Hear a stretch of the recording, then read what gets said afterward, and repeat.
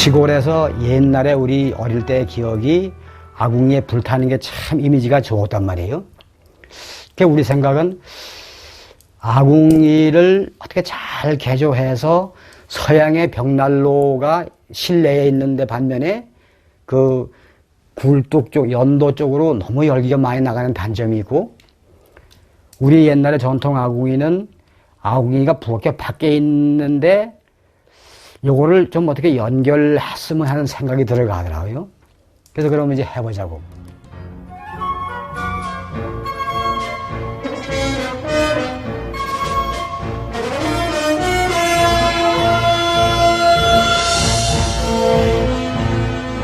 애초에 바닥에 가장 얇은 비닐을 2겹을 깔았어요.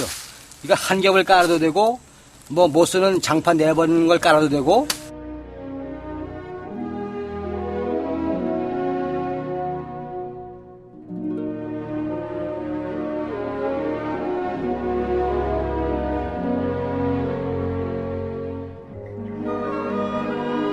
구들꼬리가 직선이 나오면 문제가 돼, 그죠? 곡선일 경우에는 내 마음대로 막 쉬는 거예요.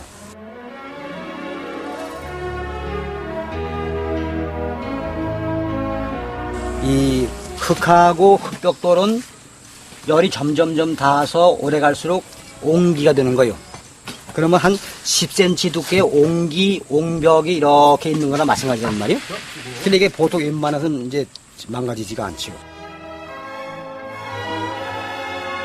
골격은 다 끝났고, 이제 마지막 구들장 덮는 일만 남았어요.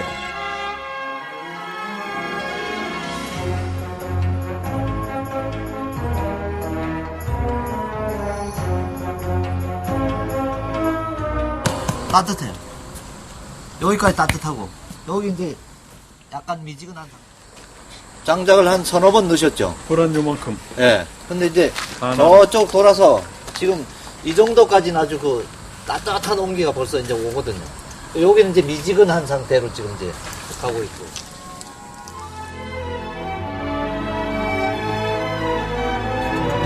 여정! 오래가는 꿈을 위하여!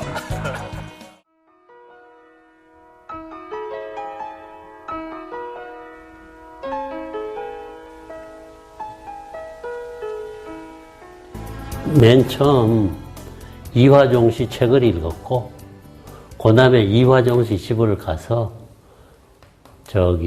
벽난로식 온돌방 지어놓은 집도 보고 말씀도 들은 결과 그냥 확신이 있어가지고 이것만 하면은 아주 열 효율도 그렇고 장작 소모량도 얼마 안 되고 여러 가지로 문제 없겠다는 확신이 들었어요.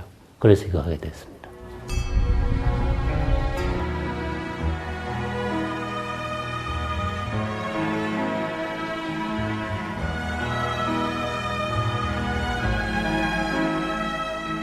나무 불을 떼기 시작을 해서 한 10분 지나면 요 내부의 온도가 거의 700도 올라가요. 지금 측정해보면요. 거의 지금 819도 정도 올라가요. 이 부분의 온도가. 이제 이 온도에서 한 30분 지나면은 우리 요리실에 밥이 거의 다 돼요. 밥이 되는데, 지금쯤은 밥이 다 됐어요.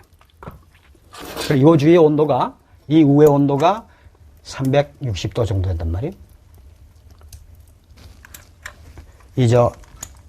상판이 150도.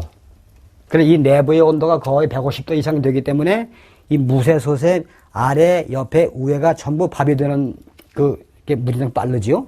지금 이제 밥이 지금 다 된 상태예요. 이 밥이 되는 게 이 정도로 밥이 다 된 거예요.